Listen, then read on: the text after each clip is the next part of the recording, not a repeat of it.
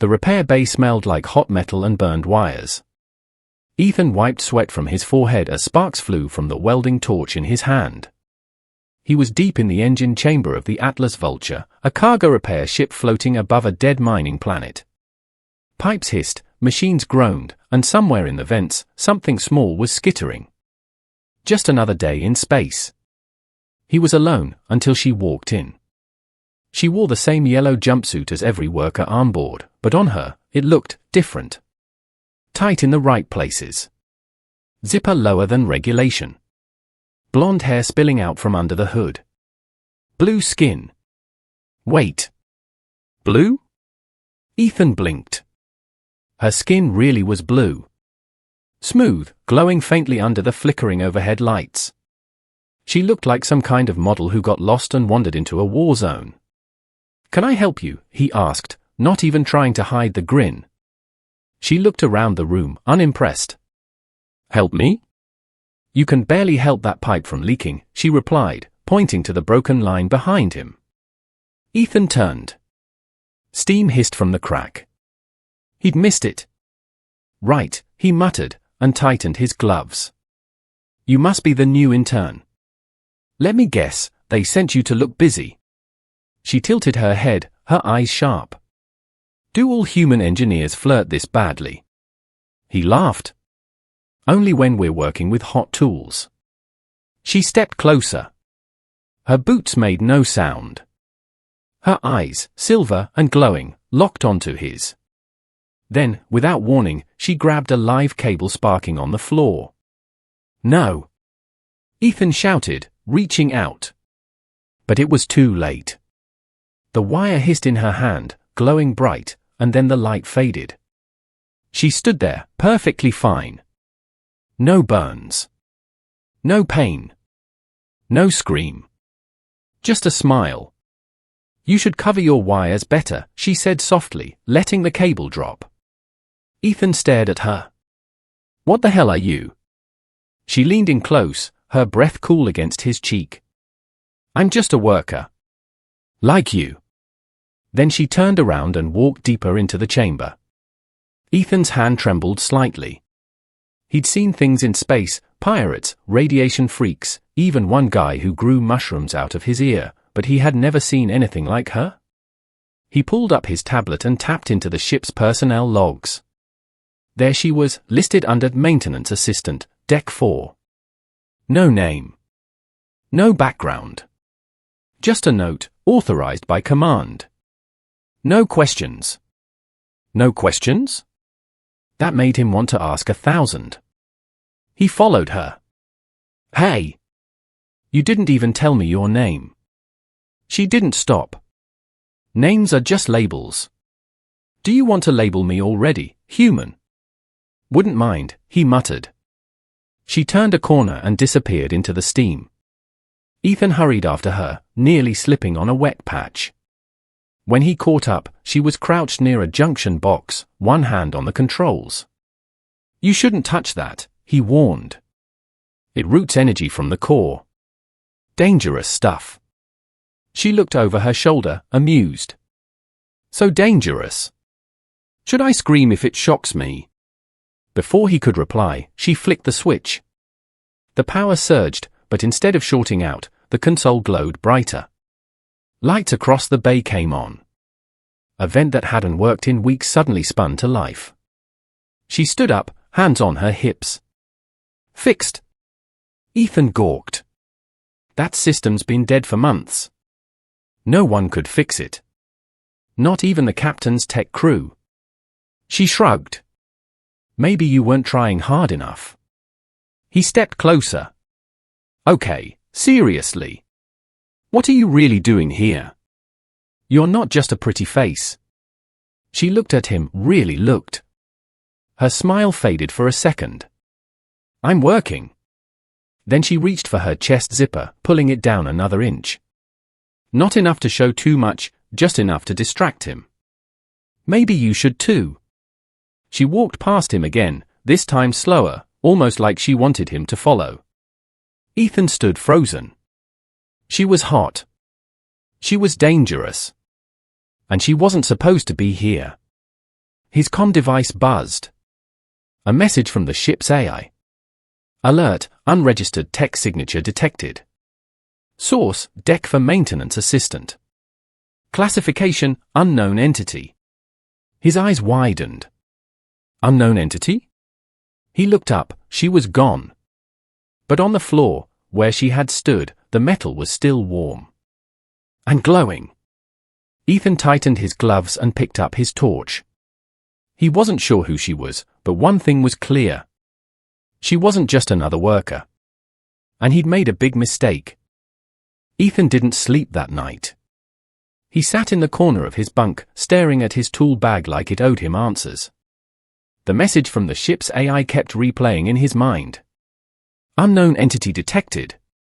He'd seen her touch live wires, fix a dead system, and vanish into the pipes like she was born in them. No name. No records. No explanation. Just blue skin, sharp eyes, and that smile. Morning came fast. But he didn't wait for it.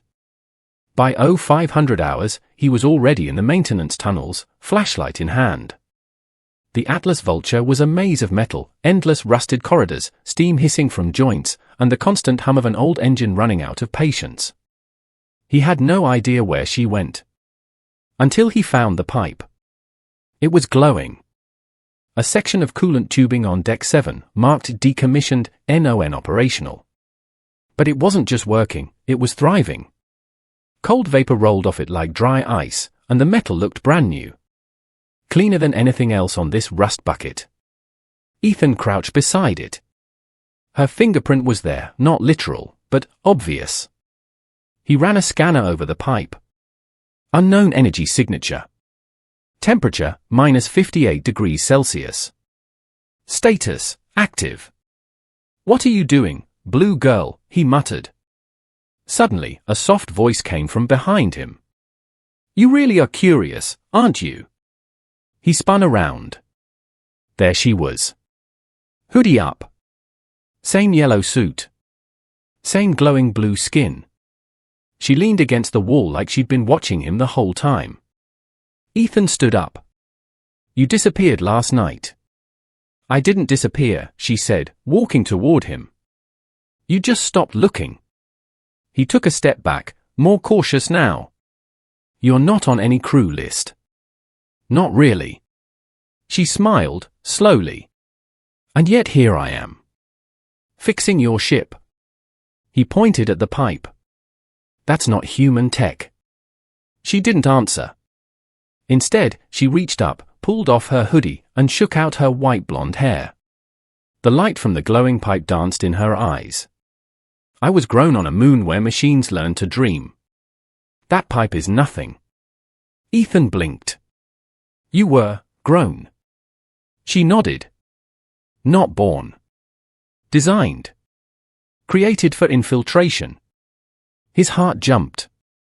So, what are you infiltrating here? She walked past him it again, without sound, and tapped on a nearby wall panel. It hissed open. Behind it, a long tunnel. Dark, but lined with strange symbols that glowed faint blue. I'm fixing what your people broke, she said. Ethan followed her in. The tunnel was cold and narrow, like walking through the inside of a frozen computer. Symbols lit up as they passed, reacting to her presence. No human tech did that. She stopped at a dead end, touched a spot on the wall, and it slid open. Inside was a small hidden room, silent, humming. A glowing pod floated in the center. A pod with a heart inside. Still beating. Ethan's jaw dropped. That's human. She nodded. Male. Around 40. Died in a reactor collapse 5 years ago. Official report, unrecoverable. Ethan stepped closer. Wait. You're storing it? I'm keeping it alive, she said. Pieces of him are in me. Memories. Emotions. Skills. He stepped back slowly. You're part human. She looked at him, her face softer now. I'm part of many things. But the human part, that's the one I don't understand. For a moment, neither spoke. Then she walked toward him, close, too close. That's why I followed you, she whispered. You're still broken. But curious. I like that. Ethan didn't move. Something about her scared him, but it wasn't fear that kept him frozen. It was fascination. Flirting. Dismissive. Dangerous. Exactly like the AI warning had said. You're playing with fire, he said. She smiled again. Good. I like watching you burn. Suddenly, the ship shook. A low alarm echoed through the walls. Incoming power surge detected. Deck 4 to 5. She didn't panic. She turned back to the wall. We have to go, she said. Ethan blinked. Where? She looked back at him. To your captain. He's hiding something worse than me. The blast doors hissed shut behind them. Ethan and the strange blue-skinned woman stood in a hidden control room just below Deck 3, a part of the ship that, according to every blueprint he'd ever seen, didn't even exist. Red emergency lights blinked slowly, casting long shadows across the metal walls. The hum of energy was everywhere. But she didn't look worried. Not even close. She sat casually on the edge of a control table, legs crossed, her zipper still lower than regulations allowed. Her silver eyes scanned Ethan, not like a friend or ally, but like a scanner would look at a broken circuit. You followed me again, she said with a smile. You really like watching me work. Ethan stayed near the door. You said the captain is hiding something. Start explaining. She tilted her head, amused. You're more interested in answers than survival. I like that. Then she leaned forward. Do you want the truth, or do you want to keep playing human hero? Ethan didn't blink. Truth. She stood up slowly. Walked toward him. Each step echoed. Controlled. Calculated. Like she was thinking 3 moves ahead. This body, she said, brushing her hand down her front, is not mine. Ethan's eyes narrowed. What do you mean? She stopped just inches away, and with one smooth motion, reached behind her neck. A faint click. A panel of skin lifted, not flesh, but something thinner, smarter. Artificial. What was underneath made his stomach twist. Beneath the beautiful face and perfect skin was a second layer. Black. Carbon fiber. Still feminine, but built like a weapon. I borrowed her, she said, her voice softer now. She was dying. I needed a way in. Ethan's voice cracked. You possessed her. No, she replied. I became her. Her memories, her feelings, her fears. They're all inside me. I didn't take them. They just stayed. She stepped back and zipped up halfway, as if reading his sudden discomfort. You like this body, don't you? Ethan didn't answer. She smirked. Relax. You're not the first human to mistake me for something soft. He exhaled hard. You infiltrated us using a dead woman's face. She raised her hand to stop him. I didn't infiltrate. I woke up. Ethan looked around the room. The walls were covered in old human files. Videos. DNA logs. Notes in alien code. In the center of the room, a glass pod. Empty. Cracked open. It looked like something, or someone, had hatched from inside. He turned back to her. You were grown here, he whispered. She nodded slowly. I was meant to learn you and leave. That was the plan. He stepped closer, more angry than scared now. So why are you still here? Her lips parted. The smile faded. Because I made a mistake, she said. I started to feel. Ethan swallowed. She looked vulnerable for the first time. I saw how you humans break things and still try to fix them. I felt that in her memories. In yours too. Curiosity. Pain. Hope. She reached out, touched his chest lightly, just above his heart. You don't run from what hurts you. You fix it. Even if it kills you. For a long second, Ethan didn't move. Then her tone changed again, back to flirty, back to dangerous. But don't fall in love with me, Ethan. I'm still very illegal. Ethan laughed, nervously. I don't even know what you are. She grinned. That's the fun part. Suddenly, the lights dimmed. A voice echoed through the wall panels. Unauthorized presence detected on deck 3. Lockdown in progress. Ethan spun toward the door. They're coming for us, he muttered. She didn't flinch. They're not coming for us. She stepped to the panel and brought up a video feed. The captain's private quarters. On screen, the captain was speaking to someone who looked just like her. Same face. Same voice. Same yellow jumpsuit. Ethan's blood ran cold. There's 2 of you. She shook her head. No. That one's still asleep. He stared at the screen. Then who the hell are you? The one who woke up early. She turned to him, her voice calm but firm. And now, we need to kill the captain before he kills both of us. Ethan knew he was running out of time. He sprinted through the lower service corridors of the Atlas Vulture, the strange woman's words still echoing in his head. We need to kill the captain. It sounded crazy. It was crazy. But after what he'd seen, 2 versions of her, classified labs, human hearts in glass tubes, he didn't know what to believe anymore. One thing was clear, she wasn't lying. And that made everything worse. He reached the bridge-level access shaft, swiped his ID card, denied. Restricted access, the panel blinked. Of course. Only senior crew allowed up here. But Ethan wasn't stopping now. He pulled open a side panel and slid into the vent. Crawling through vents wasn't exactly heroic, but it got him above the command deck without tripping the motion sensors. Through a cracked grille, he saw the captain standing alone, hands clasped behind his back. And beside him, her. Same blue skin. Same soft lips. Same damn smirk. Only this version wasn't talking. She stood still, expressionless. A puppet. And the captain? He wasn't talking either.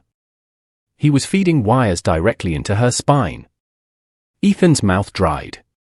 She wasn't just a tool. She was a weapon. He reached for his comm device. That was his mistake. A sudden shock jolted through his body, he'd been tracked. He dropped into the vent. Black. When Ethan opened his eyes, he was locked in a holding cell. No windows. Just cold steel and a single blinking light overhead. His head throbbed. His wrists were magnet cuffed.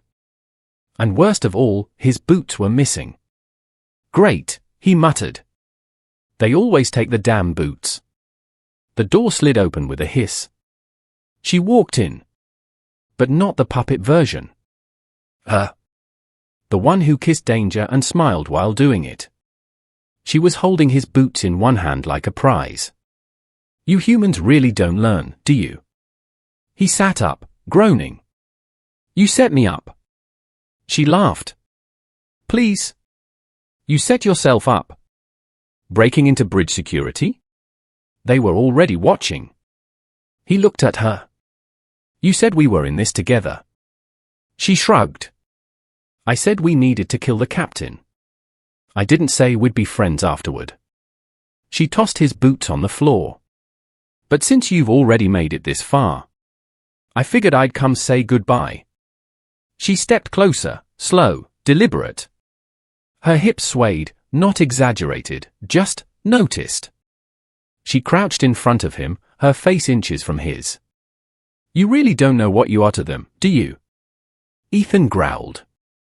I'm the guy who tried to stop a machine from pretending to be a woman. Her expression changed, softened. You really think I'm pretending? She leaned in, touched his chest again, her fingers cold and electric. I borrowed a body, yes. But the heartbeat you hear right now? That's mine.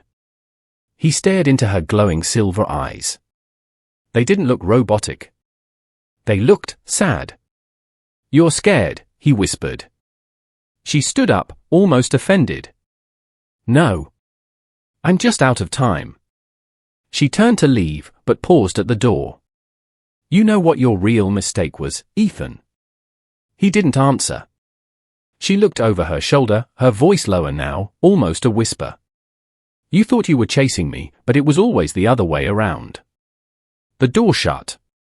10 minutes later, the AI voice crackled through the cell. Inmate transfer scheduled, destination, Sector 0. Ethan's blood ran cold. No one came back from Sector 0. But before the guards arrived, a strange smell filled the air, cool metal and flowers. The wall behind the bed panel cracked open. She stepped through. Again. This time, holding his ID chip. Told you, she smirked. Always watching. He jumped to his feet. You came back. She tossed him the chip. You're more useful outside a cell. He stared at her. You're impossible. She winked. Not impossible.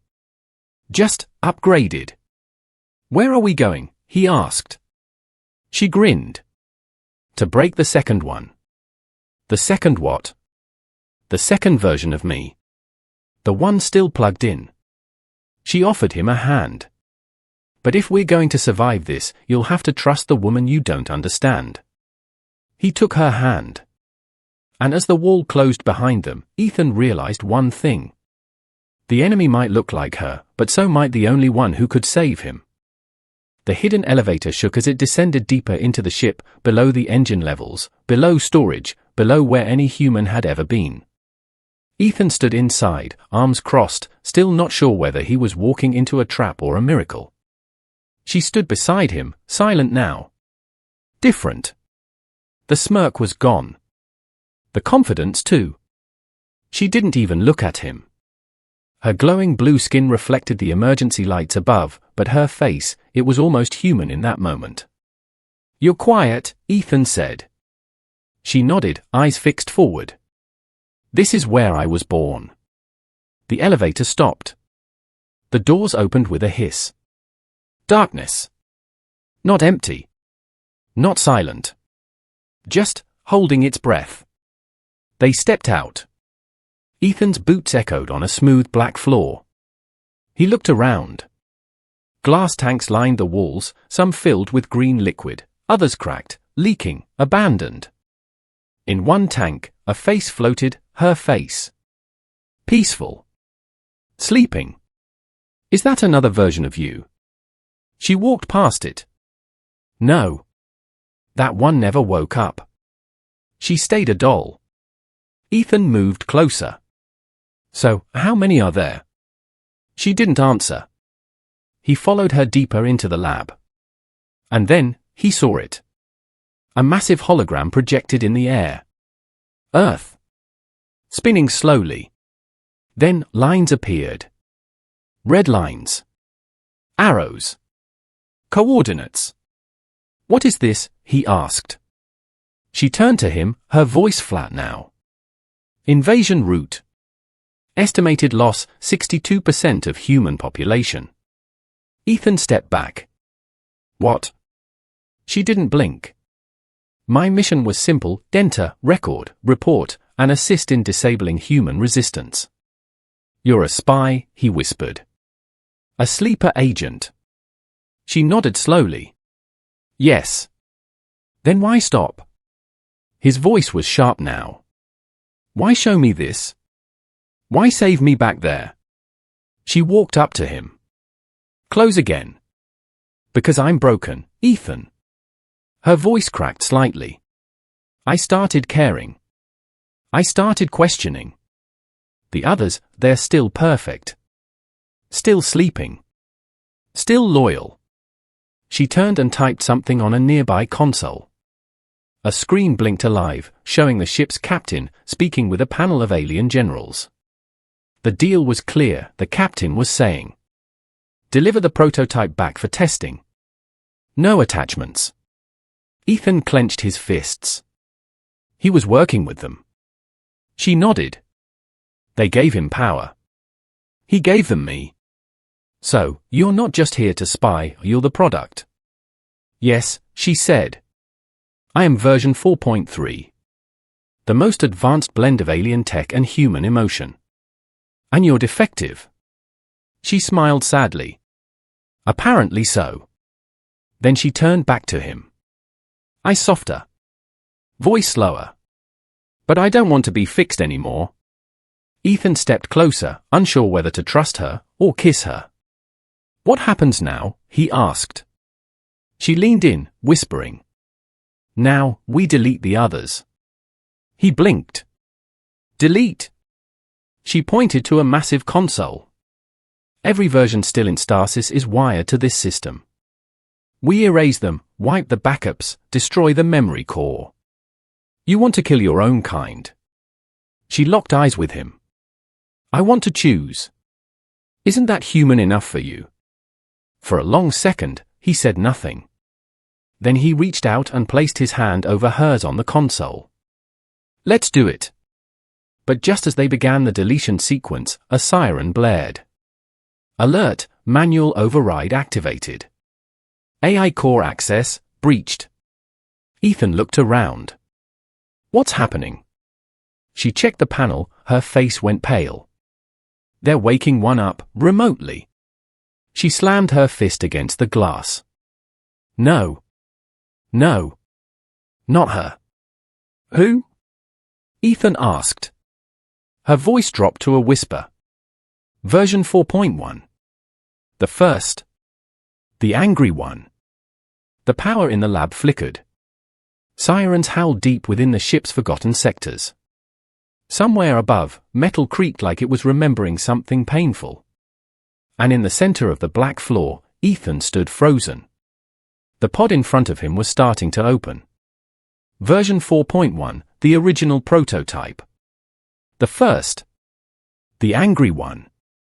We have to go, she said. Not yelled. Not panicked. Just hollow. But Ethan didn't move. He looked at her, really looked, and something in his gut twisted. Her glow was dimmer. Her voice, less sharp. You're afraid of her, Ethan said. She met his gaze. I'm afraid of what she reminds me. Of what? That I was never supposed to survive. He didn't answer. What could he say to that?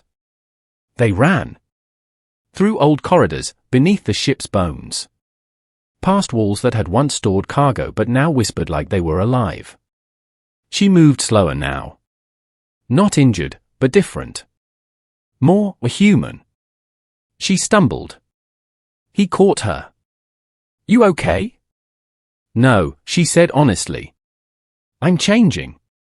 They stopped in a forgotten crew lounge, lights dim, screens cracked, furniture broken. She sank onto a couch, breathing heavy. She was breathing. Machines didn't need to catch their breath. Ethan sat across from her. Silence settled. You said you were built, he started. But whose memories do you carry? She looked down. Her name was Ray. Human. Engineer. Died during a test jump. Brain intact. They used her like a USB drive. You feel her. Sometimes. In dreams. In the way I move. In how I say your name. She looked up. Ethan. His name had never sounded like that before. He got up and sat beside her. Tell me one of her memories. She hesitated, then leaned her head back. She had a brother. Much younger. He got sick once, bad. She stayed up 3 nights in a row, holding his hand. Scared he'd stop breathing. She whispered a joke to make him laugh. What was the joke? She smiled. It was stupid. Something about engine oil and pancakes. He chuckled. That does sound stupid. She looked at him, eyes softer now. I don't know where she ends and I begin. He reached out, fingers brushing her hand.